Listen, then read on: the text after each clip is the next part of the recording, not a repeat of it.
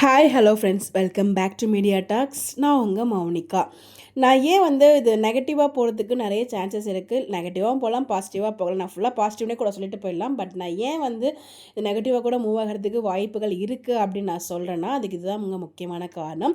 So நம்ம விஜய் போல் காவேரி, நம்ம பிரவீன் மன்னர் சார், சாய் மேம் 3 பேரும் பார்த்திங்கன்னா மலேசியாவில் போகும்போது அங்கே கேட்ட நிறைய பேர் கொஸ்டின் வீக்கா எப்போ சேருவாங்க அப்படிங்கிற மாதிரி ஒரு கொஸ்டின் வச்சுருந்தாங்க. அதாவது எப்போ தான் வீக்காவை நீங்கள் சேர்த்து வைப்பீங்க, ஸோ சீக்கிரம் சேர்த்து வைங்க அப்படிங்கும்போது, ஸோ 1000 எபிசோட் வரைக்கும் போகணும். ஸோ அதனால் பார்த்திங்கன்னா போகணும்னா வீக்காக அவ்வளோ சீக்கிரம் சேர மாட்டாங்க அப்படிங்கிற விஷயம் தான் ரொம்ப ஸ்ட்ராங்காக சொல்லியிருப்பார்.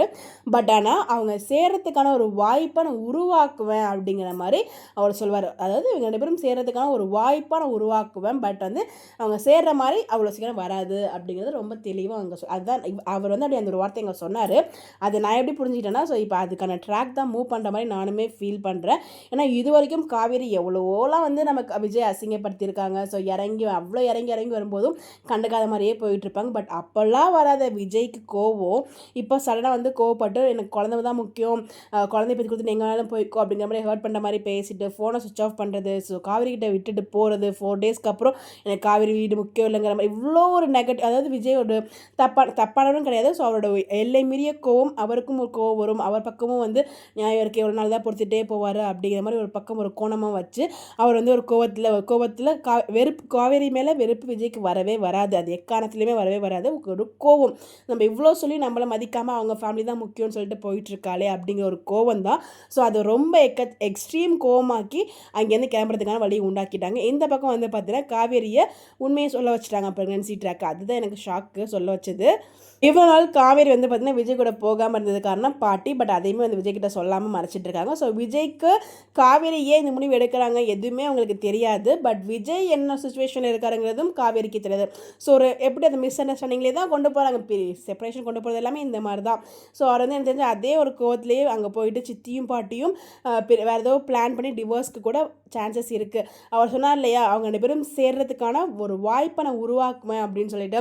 ஸோ டிவோர்ஸ் ட்ராக்குக்கு வந்துச்சு அப்படின்னா ஸோ கண்டிப்பாக கோர்ட்டுக்கு போகும் கேஸு. ஸோ உடனேலாம் டிவோர்ஸ் கொடுக்க மாட்டாங்க. 6 மாதம் சேர்ந்துருக்கிற மாதிரி அட்லீஸ்ட் 6 மாதமாவது வீக்காக சேர்ந்துருக்கணும்.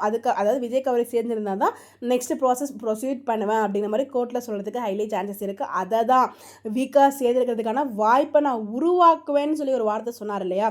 ஸோ அதுக்கோட மீனிங்காக நான் இதை தான் பார்க்குறேன்.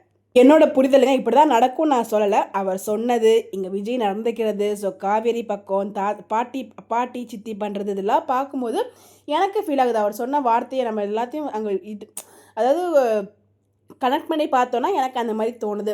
ஸோ அவர் சொன்னது என்னென்னா, அவங்க 2 பேரும் சேர்கிறதுக்கான ஒரு வாய்ப்பை க்ரியேட் பண்ணுவேன் அப்படிங்கும்போது அங்கே கோர்ட்டில் அந்த ஒரு ஆர்டரை கொடுப்பாங்க. ஸோ 2 பேரும் சேர்ந்து ஒரே வீட்டில் இருக்கிற மாதிரி சீன்ஸ், நமக்கு பிடிச்ச மாதிரி சீன்ஸ் வரும். பட் அந்த டிவோர்ஸ் ஆகாது. ஓகேங்களா, டிவோர்ஸ்க்கு அப்ளை பண்ணுறாங்க, டிவோர்ஸ் அப்ளை பண்ணால் யாருக்கும் டிவோர்ஸ்லாம் ஆகாது. ஸோ அதனால் யாரும் பயப்படாதீங்க. ஸோ டிவோர்ஸ் கேஸ் போகுதுன்னு சொல்லி இதுவும் ஒரு விதமான மூவ் தான். ஸோ வீக்காக சேர்ந்துருக்கணும், பட் அதுக்குள்ளே இவ்வளோ ஒரு பிரச்சனை கொண்டு வரணும் அப்படிங்கிற மாதிரி ஒரு ட்ராக் கொண்டு வருவாங்களோ அப்படிங்கிற மாதிரி எனக்கு தோணுது. இப்படி தான் நடக்கும்லாம் நான் சொல்லலைங்க. மேபி இப்படியும் நடக்கிறதுக்கு சான்சஸ் இருக்குது. ஸோ அதனால் என்ன ஆனாலும் விஜய் காவேரி பிரிய மாட்டாங்க. பிரிகிறது வேறு, டிவோர்ஸ் ட்ராக்குக்கான ட்ராக் மூவ் ஆகுறதுங்க வேறு. ஸோ யாரும் கன்ஃபியூஸ் ஆகிக்காதீங்க. வீக்காக என்றைக்குமே பிரிய மாட்டாங்க. ஸோ புரியும்னு நினைக்கிறேன்.